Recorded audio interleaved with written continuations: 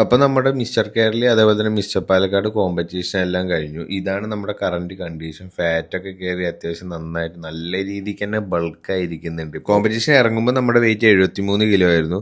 ഇപ്പം നമ്മുടെ വെയിറ്റ് എത്രയാണ് ഗസ് ചെയ്യാൻ പറ്റുമെങ്കിൽ ജസ്റ്റ് ഒന്ന് ഗസ് ചെയ്യുക. അതേപോലെ തന്നെ നോർമൽ ഡേയിൽ ഞാൻ എന്തൊക്കെ ഫുഡാണ് കഴിക്കുന്നതെന്ന് കണ്ടു. രാവിലെ എണീച്ചതും 6 വോളഗ്സ് കഴിക്കും. അതിനുശേഷം 3 ചപ്പാത്തിയും 200 ഗ്രാംസ് ചിക്കനും അതേപോലെ തന്നെ പേരയ്ക്കയും പിന്നെ ഒരു 11 മണിയാകുമ്പോൾ കുറച്ച് വാട്ടർ മെലൺ കഴിച്ചു.